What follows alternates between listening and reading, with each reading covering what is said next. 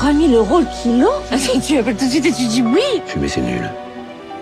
Ça fait tousser. C'est toi qui fais la loi maintenant. Je fais pas la loi, moi, non. Moi, je suis dans la diplomatie, moi. C'était votre sœur. Merci la gueule. Tu es un laidron mais tu es bien bonne. T'as pas vu ton pif, hein? Quand tu te mouches, t'as pas l'impression de serrer la main à pote? Écoutez, vous montrez l'homme que vous voulez sur les photos, et moi je dirais que je le reconnais, et comme ça c'est réglé. Et je ferai la même chose au tribunal s'il le faut. Ça va très mal. Sa femme l'a quitté en plus. C'est un homme brisé, le cœur, les reins, tout. Bien dormi? Comme un bébé. Et vous? Comme un homme. Nous vous octroyons 45 secondes d'avance. Sans blague! Et vous croyez que j'appelle pour commander une pizza? Is it okay with you? Vive le cinéma!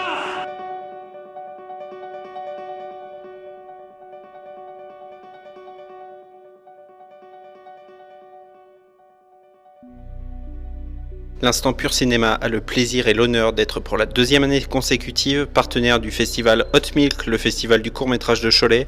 Et à cette occasion, je reçois le réalisateur du court Troisième Voiture, Mathieu Leroux. Et avant toute chose, salut, comment ça va ? Eh bien, ça va très bien, merci beaucoup pour ton accueil. Avec grand plaisir. On te souhaite la bienvenue à Cholet. On est heureux de t'accueillir. Rapidement, c'est quoi ton parcours ? Mon parcours, il commence avec un premier court-métrage que j'écris d'abord et que je produis en 2015 et que je tourne en 2016, que je ne réalise pas, vraiment que j'écris et que je produis seulement. Et en 2017, je crée mon association, l'association Studio Vendéen, avec laquelle je tourne un premier court-métrage, un plan séquence sur la Seconde Guerre mondiale, en août 2018. S'ensuit un deuxième court-métrage qu'on tourne en septembre 2019, et ensuite notre troisième film qui s'appelle Troisième Voiture, eh bien on l'a tourné en mars 2022. En 1923, alors que Jules n'imagine pas retrouver sa récente connaissance à bord d'un train, Suzanne vient lui faire avouer ses crimes. C'est quoi la genèse du cours ? La genèse du cours, elle commence avec une histoire, un article de journal dont j'avais souvenir, d'une histoire qui s'est déroulée en 2009. Je ne reciterai pas la ville, mais c'est dans le sud de la France, peut-être en Corse d'ailleurs. Cette histoire, c'est celle d'un jeune homme qui à l'entrée d'une boîte de nuit, vient s'interposer entre un vigile qui essaye de calmer quelqu'un qui ne se conduit sûrement pas de la bonne façon, et en fait, voilà, il s'interpose, et le problème, c'est que le vigile était armé, il tire, et c'est ce gars-là, Martin, qui s'est interposé, qui prend la balle, qui meurt quelques minutes plus tard dans les bras de son cousin. Le geste que va avoir le père de la victime, c'est de pardonner. Donc en fait, voilà, je m'inspire de cette histoire. L'histoire se passe en 1923, ça c'est moi qui l'ai choisi. Je voulais tourner dans un train vapeur, un beau décor, quelque chose qui sort un petit peu de l'ordinaire, et je sais que on a un patrimoine extraordinaire dans la région, et dans le Nord-Vendée notamment, et à Saint-Laurent-sur-Sèvre, il y a une association qui restaure des wagons ou des locomotives anciennes, et il y avait dans les locaux de cette association une vieille voiture, donc des années 20, des années folles, donc, et donc je me suis dit que ce serait là que je tournerais mon court-métrage pour pouvoir piéger quelqu'un, pour que le spectateur sache qu'il n'y aurait pas d'issue, qu'il ne pourrait pas sortir du train, et que c'est là qu'il devrait avouer ses crimes. Tu l'as dit, un décor d'époque, un décor exceptionnel. Moi, j'ai pas encore vu le cours. Je le vois ce soir, il est projeté ce soir à Cholet. J'ai hâte. Comment ça s'est passé le tournage ? Plutôt bien dans l'ensemble. Quelques couacs, mais que serait un tournage s'il n'y avait pas de problème. Ça fait partie du truc. C'est une aventure humaine avec beaucoup de gens, et donc forcément beaucoup de problèmes potentiels. Mais globalement, voilà, on a pu tourner toutes les images que je voulais. On pouvait, on a pu se réjouir quand même du temps qu'il a fait. Il a fait beau, on n'a pas eu de tempête, pas eu de problème, alors qu'on a tourné en mars. C'est encore une saison où ça peut être un peu compliqué. Néanmoins, il a fait froid. On se souviendra tous de cette nuit glaciale, 3 degrés avec un vent du nord terrifiant, et c'était très compliqué pour les acteurs qui ont vêtu leur costume, mais qui n'étaient pas aussi chauds qu'ils en avaient l'air. Donc voilà, c'était une très bonne expérience, une extraordinaire expérience. Combien de temps ça t'a pris justement des premiers balbutiements de ce cours jusqu'à la fin de la post-production ? Alors je l'ai écrit en 2019, fin 2019, en quelques semaines, donc l'écriture ça a été assez rapide. Après il y a eu le découpage technique et puis toute la préparation de la mise en scène que j'ai pu faire tranquillement, et donc le Covid oblige, on a dû reporter notre tournage qui devait avoir lieu début 2021 à début 2022, donc en mars 2022. Et donc voilà, 3 ans de préparation, mais le film, on aurait pu le tourner un an plus tôt. Donc finalement, est-ce qu'on peut parler de 3 ans c'est quelque chose qui a pris 2 ans de préparation, mais parce qu'on est tous bénévoles et parce qu'on a fait ça à notre rythme. Et donc voilà, il n'y a pas besoin de... On n'avait aucun timing à respecter, on a été à l'aise, quoi. Eh ben écoute, place maintenant à l'instant réminiscence. Le roi répudie la reine, la vieille épouse le perroquet, César devient roi. Je l'épouse et me voilà reine.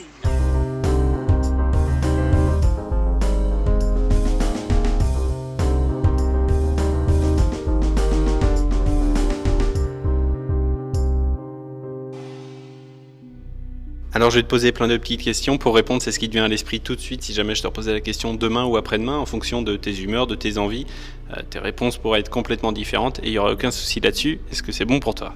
Oui, c'est bon pour moi. Quel est ton film doudou, ta Madeleine de Proust ? 1917. Ok, assez récent. Assez récent, mais extraordinaire. C'est le film qui m'a fait le plus d'effet au cinéma, que j'ai vu d'ailleurs dans la grande salle dans laquelle on va projeter ce soir, 3e voiture. C'était vraiment dans le silence, et quand on est ressorti, on était bouche bée, parce qu'on avait été, je pense, choqués de tant d'horreur et à la fois raconté avec tant de beauté. Et la musique nous a porté, je pense, tout au long du film. Et pour moi, c'est le film facile à regarder et le film où je me dis, mais waouh, quoi, c'est ça que je veux faire. Ah, magnifique, la prouesse de réalisation de Sam Mendes, de toute façon, le film était assez fou. Ouais. S'il ne devait rester qu'un seul film dans ta collection. Là, j'ai envie de citer un film assez récent qui est Babylone. Parce que je trouve extraordinaire, la musique est extraordinaire. En fait, on rentre dans le film et il est vraiment fou. L'image est belle, mais tout le temps, et on est porté par des personnages qui, eux, sont portés par le cinéma aussi. Donc c'est le cinéma qui porte le cinéma. C'est extraordinaire, vraiment. Voilà. Et puis si je devais en citer un deuxième un peu plus vieux, j'aurais tendance à dire Shining, parce que Shining c'est l'horreur, mais c'est l'horreur avec une vision nouvelle, à l'époque en tout cas. C'est le film qui me fera jamais des frissons, donc voilà, l'un ou l'autre. Ton affiche de film préféré ? J'aurais tendance à dire Titanic, parce que je l'ai vu affiché pendant si longtemps chez mes grands-parents. C'est une affiche qui pourtant est si simple, avec 2 visages et puis la proue du bateau, et qui est simple, efficace, et qui avec je sais pas moi, cette typographie du nom Titanic qui m'a marqué et qui me fait penser au premier plan de l'océan avec le titre, voilà, cette affiche-là. Ouais. Tes dernières larmes au cinéma, c'était pour quel film, si tant est que tu pleures au cinéma ? Je pleure pas souvent, mais c'était devant Jojo Rabbit, un film sur la Seconde Guerre mondiale avec un petit garçon dans la jeunesse hitlérienne à la fin de la guerre, enfin milieu et fin de guerre, et il y a des scènes qui sont extrêmement... Le film est en fait c'est une satire, donc on se moque assez simplement notamment du système allemand de l'époque, et pourtant il y a des scènes qui sont très drôles, bien sûr. On rigole bien, on rigole de bon cœur, mais surtout quand arrive le drame, on pleure aussi à chaudes larmes. Et là, pour le coup, ça fait quelques années qu'il est sorti, parce que je crois qu'il est sorti en 2019, et ce film-là, je sais que c'est le film qui m'a fait pleurer. C'est bon de pleurer aussi, ça fait du bien. Une bande originale que tu aimes particulièrement ? Dune, tout de suite Dune, parce que c'est de la musique qu'on n'avait jamais entendue avant, et c'est pas évident. Avec toutes les œuvres qui sortent, la musique on en fait depuis tellement longtemps, depuis tellement de siècles, qu'il faut trouver pour trouver du nouveau, faut y aller. Et Hans Zimmer l'a fait. Et avec on a l'impression de découvrir un nouveau genre de musique, et lui il travaille, donc c'est ce qu'il voulait, et il a réussi. Mais je peux pas m'empêcher de citer Oppenheimer, qui est extraordinaire, et qui accompagne le moment fatidique où la première bombe explose, et alors cette musique elle soulève le cœur, et nous emmène vraiment très très très très très très loin. La dernière, celle-là tu pourras pas y échapper. Ton plat préféré ? Les lasagnes. Ah oui, bah oui. Mais parce qu'on en voit dans tellement de films italiens que je sais pas, est-ce que le cinéma joue un petit peu sur le goût je sais pas, mais voilà, les lasagnes. Ouais, c'est également le même cas pour moi. De toute façon, moi, la cuisine italienne, de toute façon, moi j'ai envie de te dire, tu me mets n'importe quoi d'italien. Ouais, carrément, une valeur sûre. Comment et où est-ce qu'on peut suivre et retrouver ton travail ? On peut le retrouver sur tous les réseaux sociaux de Studio Vendéen, donc l'association que j'ai fondée donc, en 2017, donc Studio Vendéen au pluriel, que ce soit sur Instagram, Facebook ou LinkedIn.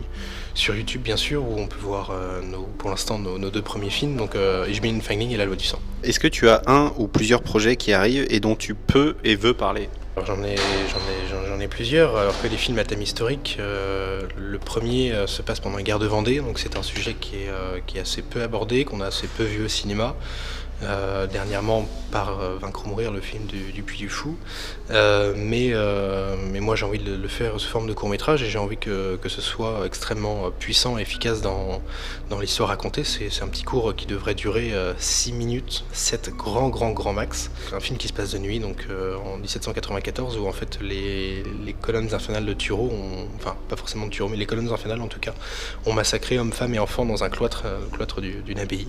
Et quand l'officier pousse les portes de la cathédrale, alors évidemment en ruine avec les statues brisées et éclatées, il avance jusqu'au maître-autel devant lequel un enfant est à genoux, pris, et donc l'officier évidemment ne comprend pas pourquoi est-ce qu'on survit encore dans cette cathédrale, et quand il sort son pistolet pour l'abattre, il a une vision de lui enfant, puisqu'il retrouve sur cet enfant la même cicatrice de naissance qu'il porte à la lèvre. Dans la peur, l'officier tire et comprend en fait que ce qu'il a renié ce sont ses valeurs, et puis qu'il a massacré les siens. Donc il tombe à genoux et c'est la fin du film.